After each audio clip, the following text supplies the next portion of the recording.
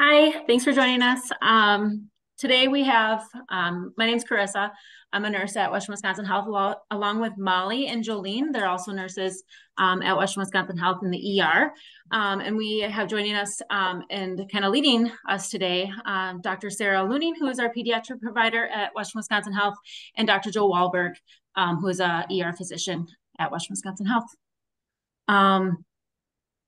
Do you guys just want to head in with the information, Sarah and Joe, or? Sure.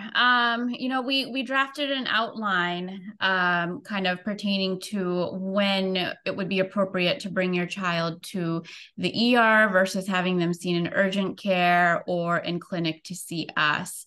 And I can elaborate more so kind of on the clinic urgent care aspect of it. And then, Joe will jump in to kind of elaborate more on the ER management side of things. So, starting off with our cold symptoms, and that includes COVID-19 as well. Things to kind of look for when deemed appropriate for clinic visits include management of their respiratory status. Now, when we're looking at a baby, a toddler, or a child's breathing, we look to see kind of how labored they are, meaning how fast they're breathing, how hard they're breathing, if they're looking kind of fatigued or punky or a little bit out of it, harder to kind of stimulate into alertness. We'll look at them briefly in clinic, and if we're finding that they're kind of struggling to maintain, their respiratory rate, if they look like they're just tiring out, oftentimes we'll kind of talk to the ER provider and talk about kind of managing them there. Sometimes in clinic, we'll give them a neb to see if that helps them. Oftentimes, we'll let them feed as well, provided that they're not breathing too fast, because that can sometimes help to calm them down. But if none of that really works, usually we'll end up sending them to the ER. Joe, what do you think about that? Yeah, it's always interesting for me to think about people deciding to come to the ER because I always tell people I'm never part of that decision. I see people once they've decided to come. And my thinking in the ER is always, what are we doing for someone? And when you talk about seeing kids who are working real hard to breathe, the things that we really have to offer would be additional breathing medication. So some people already have a nebulizer or an inhaler at home, and we can give sometimes additional doses or some different medications in an inhaled way. And then taking measurements of what's going on is important to us. And so when you're at home and you're watching your child breathe and think it's, hey, they're working too hard, or they just don't look right, sometimes things that can help that are some numbers. So an oxygen level in the blood or a heart rate, or really actually sitting down and counting how fast they're breathing, because those are all important pieces of information to say really how much help does this kid need. And then the other thing that's probably most useful is oxygen. And so kids who are working really hard to breathe that don't have enough oxygen into the blood, we can help that. And that's sort of the big decision making point sometimes about kids who need to even stay overnight in the hospital, beyond just treatment in the emergency department. Yeah, so oftentimes I have a lot of parents ask me, well, my kid, their oxygen saturation that I caught on the outlet was 85 to 90%. Do you think, Dr. Wahlberg, that that would be appropriate for a clinic or the ER? You know, I think, as with all things, it matters what that 85% means. And so I talk a lot with people about what is a meaningful number on some of the home monitoring, or even on the monitors in the emergency department rooms. People like to look at them and look at the numbers and look at the lines, and sometimes things flash or beep and look really scary, and it's really just nonsense information. And so what I tell people when they have home monitoring available is, I don't ever want to make a decision based on just one number. I want to know what things are happening over time. I want to know that people understand how to make sure that the monitor is giving them a meaningful number, and then looking for changes. And so, someone who is moving around and that oxygen level drops down below 90%, but they can stop and rest and it comes back up. And, anything over 90% we would think of as, in a normal or okay range, is different than one that stays low or is steadily getting lower over time. And so those changes over time, and even if that's, short amount of time, 15, 30 minutes, that trajectory makes a big difference to me. Yeah, I agree with that. I tell them as well. We look clinically in addition to numbers. Numbers can be a great thing to help guide, but depending on how the child or baby looks, I try to encourage parents not to drive themselves too crazy, kind of changing after or chasing after numbers, which can be a very hard thing to do. But I agree, clinical status as well, in addition to numbers. In regards to cold symptoms, signs of dehydration. So oftentimes when babies and kids are struggling to breathe or are quite mucousy, oftentimes they will be refusing their bottles or refusing the breast, or they will have an increase in their spit up or their reflux or just vomiting altogether. And that's mainly due to the amount of secretions that they have in the back of their throat. It's very hard for them to coordinate breathing in addition to feeding at the same time. So they'll have to pull off the bottle or their breast much more frequently to take breaks, smaller, more frequent feeds to make things more manageable. But as long as they have that desire and that intent to feed and they're still hungry, that should be okay to kind of monitor at home, or even just to come into clinic to kind of eyeball them and maybe get a set of vitals. But going back to kind of their clinical status and how they're looking, if again, they're harder to kind of stimulate awake, or maybe they're just kind of not as responsive and harder to kind of wake, or they're just really refusing their feeds altogether, it might not be a bad idea to kind of pay a visit to urgent care or the ER. Yeah, I agree. And with really little kids, sometimes feeding is sort of their biggest strenuous activity. It's the thing that takes the most effort. It's the thing that takes them away from being able to just breathe. And so kids who have to, stop and take breaks to breathe in the middle of feeding, that's a big deal for especially really young kids. It's always hard to know, at what age, do we worry about kids getting dehydrated? And I always tell people that, the older kids are, the more reserve they have. And so if you're measuring your kid's age in days, we're worried about it today. If you're measuring their age in months, they probably have a day or so where you can see if things are turning around. And if you're measuring their age in years, you've probably got a little bit more time. We've all had the experience ourselves when we were little of, spending a day on the couch throwing up and, drinking 7-Up. And, you can get through a day or two that way when you've got some years behind you, but not so much when your days are weeks. Right, right. So sticking within the kind of cold symptom category, both you and I get our fair share of fever visits. What would you deem kind of an appropriate visit to the ER for fever management? Boy, I will tell you, I do not have a thermometer in my house, and I didn't have one the whole time my kids were little. It's I think that's one of those numbers that's so easy to get hung up on. And in my mind, having a fever or not having a fever is the decision point. It once you're above a number, now, even what you call a fever is different. And I hear people, bring different numbers up, and I hear people say, well, if you check under their arm, it's this many, and if you check, in their ear, it's this many. And it's really hard to. It's kind of a moving target. Most of the time for really young kids, we're going to use 100.4, 100.5. And in the studies, that's rectal temperature. And so you have to sort of take with a grain of salt when you check it other ways. I think the important thing is remembering that a higher fever doesn't necessarily mean there's something more serious or something different causing the fever.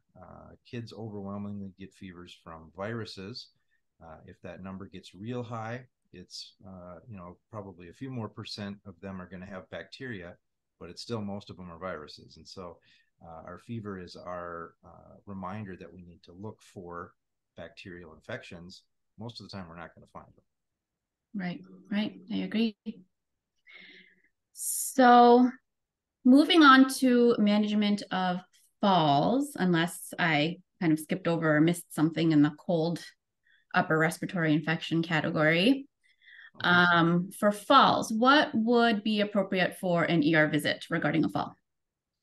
I'll tell you, I just had about 45 minutes worth of conversation with a mom and a dad on my last shift that I worked about a 2-year-old who fell off the couch. And it's, again, one of those things where you have to take the whole situation into account. What's most important to me is that parents know their children. And if your child is acting in a way that you just think doesn't seem right, they're not interacting with you like they should, they're not playing like they normally would, they're not using a part of their body that they normally would, so they won't pick up toys with their arm, they won't walk around. Those are kids that we want to see. I had a part of the 45 minutes was a phone conversation after we had watched a kid for a while in the ER and decided she was okay to go home.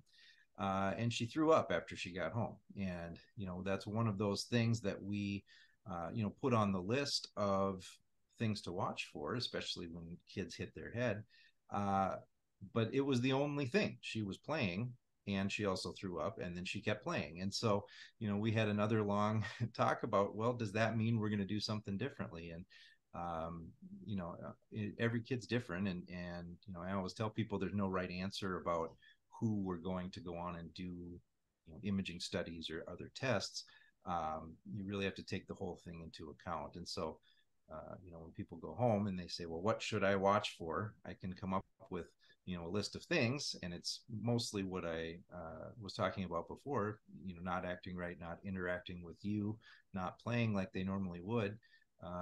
But the last thing I say is if you're worried enough to come back, we're worried enough to see you again.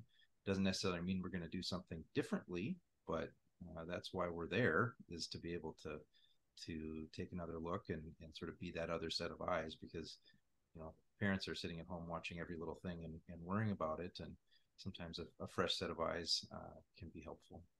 Absolutely. And I think in clinic also, I offer them the use of our triage line as well. If they're worried enough, but not so worried where they don't think that they should necessarily bring their child back to the ER, you can always call our clinic or call our triage and kind of just talk through things and explain kind of how their child is acting too. I think that can be beneficial. Yeah. And all of these smiling nurse faces I see here are the ones who are on the phone. It's, the phone line I think is great. In the emergency medicine world, we always have this idea that everybody who calls the triage line gets told to come to the emergency department. And the reason is we only see the ones who come. And so we don't see the ones who stay home or come to clinic the next day or have a couple follow-up phone calls and see how they're doing. And so I think it is a really good resource to be able to, sort of pull out a couple of those kids who might be more obviously having trouble. The other hard part is we can't see them over the phone. And so much of our assessment is looking at kids, interacting with kids, taking some vital signs, watching what they're doing. And you just can't do that on the phone. And so sometimes, that set of eyes is just, you can't, there's no substitute for it. But a lot of times we can kind of sort out what the real concern is and direct some of those folks to the clinic the next day or even to watch at home for a bit. Absolutely. Perfect. So moving on to cuts and lacerations. So when to bring to the ER versus when to manage in clinic. I'm curious your thoughts on this. I see the ones who come to me. I don't see the ones who come to you. Do you have things that you look for to say, hey, this is something I'm going to do here in the clinic versus something that might need the emergency department? Yeah, so in clinic world for me, if I have a simple laceration without any sort of obvious deformities, bleeding that I can easily control in the clinic setting, if the child isn't overly, let's say, anxious or scared, for example, where I would be able to access the site and close it properly, then clinic world, most of us have no problem kind of suturing up and repairing. But if the child seems to be in more pain that's out of proportion to what the injury might be, or if there's an obvious deformity like a bone break, for example, again, kind of repeating what you've said all along, if they're just not acting themselves, or even if a child kind of is hiding behind the bed and won't come out because they're absolutely terrified. In those kind of rare cases, talking to sedation, for example, that's usually when I recommend the ER as opposed to clinic. Yeah, and those are always challenging. Is there's a sort of a sweet spot of ages where kids just really don't want anything to do with me when I come in the room, and so balancing that concern about the child's comfort and really being able to appropriately manage their painful condition, not just lacerations, but broken bones that need splints or things like that. It really is a benefit to be able to use sometimes some medications. At the same time, there's risk to that, and so we are always careful to have a discussion and say, what are the options, and is there something that we can do short of giving a child a sedating medication, which could have some side effect or could have some downside to it. And a lot of times, the cell phone or the iPad with a movie on it is worth a lot of shots of medicine, because getting a kid's attention elsewhere can be pretty helpful. But we certainly have a wider range of tools than that in the emergency department than you do in the clinic. Perfect. Yeah. For me personally, speaking to the clinic provider side of things, I very much appreciate when you make it clear how many sutures you have placed in the ER, because if a kid is squirming around and they're not letting me take it out, it just saves time to know how many you guys actually put in there, so I know how many I'm going after. That line is right there in the note template. Yes. So perfect. I have to delete it to not put it in there. I always look for that. Thank you. So kind of just elaborating a little bit more on cuts and lacerations, tetanus, concerns for tetanus boosters, booster shots. Would that be another kind of grounds for ER visit? We do manage that in clinic as well, but yeah, it's something that we always ask about and check into. And most children that we see are in their vaccine series somewhere, and so wouldn't necessarily need a booster because of their injury. Adults sometimes get out of sync with the recommended boosters, and so that's our reminder to give them their booster. And so we do a lot of that in adults. I would say it's pretty rare in kids that we end up having to give booster doses or start series. A kid who had received no vaccinations, that would be a discussion, because in general, kids who haven't had vaccinations, there's reasons for that, and parents may be hesitant to start a vaccination series. And you'd really have to talk about the risks and the benefits. And the reality is most wounds that we see are clean and really wouldn't carry a tetanus risk. As much as anything, it's our reminder to look and see, hey, when were those vaccinations last done? But most of those kids that have been following the pathway don't need something extra unless they're getting around that 12-year-old age and haven't had their 12-year-old shots yet. Perfect. Agreed. So let's see, moving on to allergic reactions. So for us in the clinic world, I'd say the majority of allergic reaction concerns revolve in the infancy stage of things, when solids are being introduced into the diet.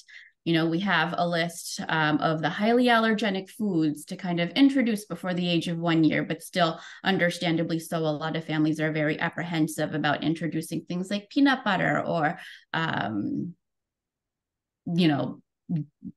what's another one? Shellfish before the age of 1 year? Sure.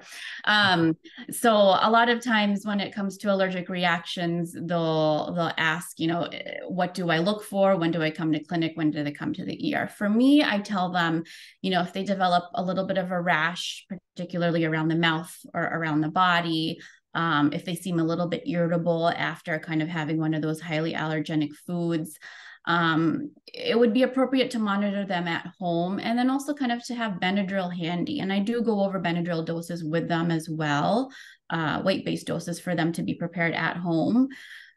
I also discussed the possibility of, anaphylaxis, more severe allergic reactions, particularly revolving around respiratory distress. And whenever a child presents in such a manner, that's usually when I recommend having them go to the ER. Yeah, and that's clearly our biggest concern with allergies revolves around the airway. So everything from the outside world into the lungs. So lips, tongue, back of the throat, feeling like I just, have that tickle in my throat and I have to clear it. Sometimes that's the most concerning because you can't see it. There's parts sort of between the back of the tongue and the lungs that are hard to visualize. And so it really is important to watch for signs that people are having trouble lower down in the throat, especially younger kids who can't tell you how they feel. Drooling is a big one. Now, of course, all kids drool, right, when they're chewing on something or teething or that. But a kid who really looks like they're not able to keep their saliva in their mouth, it's got to come out, it can't get swallowed, that's a big deal. And the concern with allergic reaction swelling in the mouth and throat is that if it gets bad, those kids sometimes need an airway. They need a tube into the throat to help them breathe. If it gets real bad, it's hard to put the tube in there. And so you need to have a little bit of time to see, are things getting worse? And when things are getting worse, you want to try to manage that aggressively as soon as you can so that you can do it more easily and not get into a really scary situation. Right. And then the other thing that, we use the term anaphylaxis or allergies, and we use them kind of interchangeably. Anaphylaxis, we really think about that breathing and difficulty swallowing type of situation, but really it's involvement of multiple parts of the body. And so vomiting or stomach upset type symptoms, along with some of those other allergic things like skin reactions or like facial swelling or breathing difficulty, wheezing. The combination of multiple organs or multiple parts of the body involved, that's a big deal. And that's a warning sign that says those kids probably need more aggressive treatment. Generally, that's going to be shots of epinephrine. Kids who are familiar with allergies or who have known allergies sometimes have those at home. That's the EpiPen or something similar. And that's really one of those triggers where you see multiple parts of the body involved. That's really appropriate to use those medications. And families who've been through that before know it and they use it. And a lot of times they get there and look like things have turned around. But I always tell people, if you have that EpiPen, if you're thinking about using it, get to somewhere where somebody can help you decide, and whether that's the emergency department or the clinic. If you do use it, you need to call 911 or get to the emergency department right away, because it might not be enough. You might need more, or as it wears off, sometimes you need additional treatment. And so if you've gotten to the point of using that pen that someone gave you, we need to see. Exactly. And everybody, make sure your EpiPens aren't expired. You can refill them if they are. I think that's it for allergic reactions, unless Dr. Wahlberg, you have something to add to that. I don't think so. The deciding what caused allergic reactions a lot of times causes people that takes up a lot of our mental energy. And the reality is, unless you know, it's hard to know. And so, the first time it happens, it's hard to tell people really really what to watch for and avoid, because we just don't know. There are some of those things, as you mentioned, Dr. Lunning, the peanuts and the shellfish, and things that are pretty common, that you can say, hey, we tried something new. That's something we're going to want to try and avoid. But it can be difficult. And so in people who have either real severe allergies and we're not sure what it's to, or have repeated episodes, then sometimes seeing the allergy specialist can be helpful, so they can do some more testing to see really what are those triggers and things to avoid. But you got to be sort of back to your normal self before you see them. Otherwise, they can't do the testing. Exactly. Now, I have a question for you, because I have gotten these questions a lot in clinic, and this is still pertaining to the allergy section here. So I think my kid is allergic to peanuts. I want to food trial them and challenge them and give them a peanut butter cracker. Should I go to the ER to do that? If you called me and asked me, I would say no, because that's not not something that I do. I see the after effects of the allergic reaction. And it's something that again, having someone helping you through those things, and whether that is the clinic with you or with the allergy specialist, having a real game plan of how you're going to try that and what you're going to do. Even if you're working that game plan and you're at home and something goes wrong, we're there to see you. But it could be a pretty expensive visit to sit in our room and watch your kid eat peanut butter. Perfect. That's exactly, I just wanted to echo that. Oftentimes I'll tell them, if we're going to challenge them, do it during a well visit, because we're chatting a lot of the time about developmental milestones, how they're doing. And that's the perfect time to try to give them that food trigger. And if we need be, we intervene. So perfect. Thank you. Let's see, behavioral and mental health. That's a big one. Yes. So, over the, I guess, 20 or so years that I've been doing this, behavioral health has, I think, just continually increased in importance and severity, and really numbers of people involved. And that's, I think, true in the pediatric population, especially. Having an emergency department visit for a mental health crisis, I think, is one of the most stressful things for families and for patients. The really, really hard thing for me is a lot of times it feels like there isn't a good answer. And I say that because mental health is really a lifelong process. And, someone who's new to having troubles, we've never seen this sort of behavior before, or there's some new thing that happens. Someone is feeling suicidal, someone makes an attempt to harm themselves, someone is hearing voices or seeing things, is really distressing. And it appropriately managed in the emergency department. But I have to start off sometimes by managing the expectations of what we're going to accomplish on that first visit. And, our focus is always safety, safety first and safety second and safety third. And that's safety of patients who might be thinking about harming themselves, or even just engaging in behaviors that might be dangerous, or safety of their family around them. And sometimes there can be some behavioral outbursts that can be quite violent with kids, and that can be hard to manage. Once the safety part is assured, then the real work starts, and that's the part that's really hard to give people. I don't know what the right word is, to give people a sense that we're moving forward, because sometimes it feels like, we had this event happen. We're here in the emergency department. We didn't think the person needed to be hospitalized in an inpatient setting.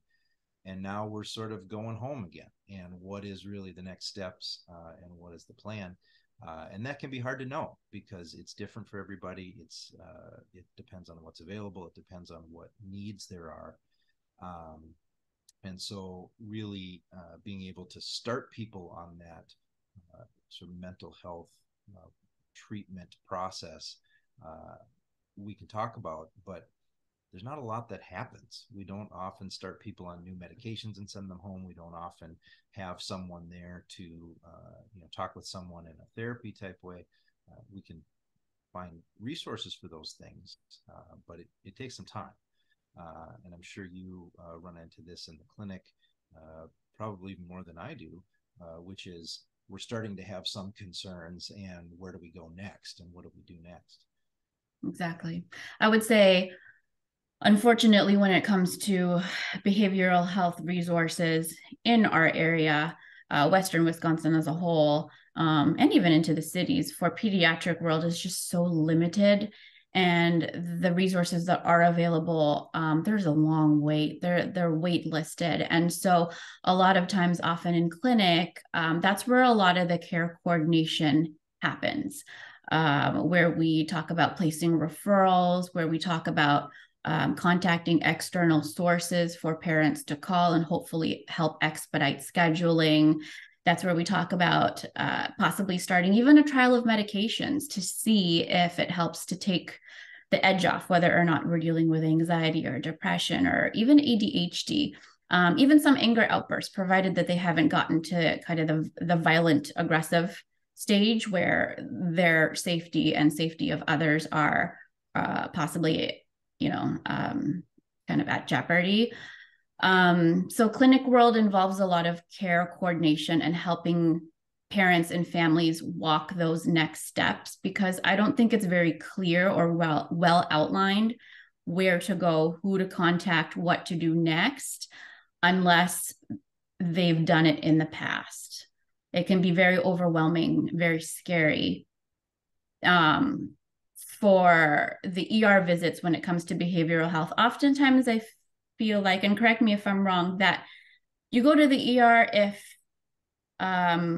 as a last resort, almost like if you're in crisis, or let's say maybe even after hours. I hate to even say that, but that's where I feel like a lot of my families are told to utilize the ER, is just if there's no other kind of resource available, unfortunately. And the same could be true for every topic we've covered so far. It's the one place where we're always there. It's the one place where we always have availability of most tests and treatments and medications that people might need. And so, again, it's the place where we can try to get a handle on things. It's hard to say it's the wrong place to go, but that expectation of what really is going to happen there, it can be pretty frustrating. And even for kids who are having such extreme crisis that they end up needing hospitalization, that's really just the start of that process. Finding available beds, having sometimes screening laboratory tests or things like that, and then just waiting for the availability of some place to go. We see kids in the emergency department for days sometimes. In real extreme cases, we work at Western Wisconsin Health, but also some of the larger hospitals in the cities. They've got kids there for a long, long time if there are really particular special needs, and it's hard to find a place for them. And that can be really frustrating for families and for patients, because you feel like we're not doing anything. We're not advancing the care. We're just waiting for the next thing to happen. And unfortunately, sometimes that's what it is. You're just waiting. And right. I think we're pretty lucky in Western Wisconsin that we don't have a volume of waits of lots of people waiting, but it certainly happens. And it's frustrating for everybody, for everyone who's trying to get their loved one the help they need. It's frustrating for the people who are trying to help and provide what we can, knowing we're not the end solution to the problem in the emergency department. It's just it's a difficult time sometimes. Yeah, well said. So unless you had kind of anything else you wanted to cover, I usually kind of above all else when counseling and talking to my parents about kind of everything that we discussed, I always encourage them to kind of trust their mom and dad instincts, their kind of spidey senses, and to not kind of discredit that, because oftentimes if they know and they feel that something is wrong, it helps me out in clinic as well. And I always tell them, you know, no visit is a ridiculous visit. If you're not sure, you have no idea what's going on, we can look and we can check them out. Yeah, yeah, it's the same thing with me. You know, we always think about who should come, when should you come back, and at the end of the day, if you're worried enough to come, we're there, and we want to meet the needs and expectations. Sometimes that's, hey, they look good. There isn't anything more to do right now, and here's what the next steps are going to be. And if that's the answer, that's okay. I tell people that, in my line of work, we're set up to diagnose and treat bad things, and if we don't find them, that's okay. No news is good news. It's never the end of the path. We just buy some time to be able to get people to follow up in the clinic, or things to watch for if they're changing, and things that we can work on at home. So we're always there to take a look if that's what it takes. Perfect. All right. Anything else to add from anybody?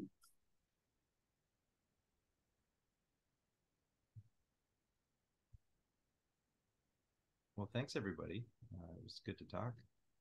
Thank you. Sorry, this kind of turned into a little bit of an interview. No, that's okay. Felt like I was shooting you all the questions. Somebody's got to ask questions, and perfect. Good. All right. Thanks, guys. If it's just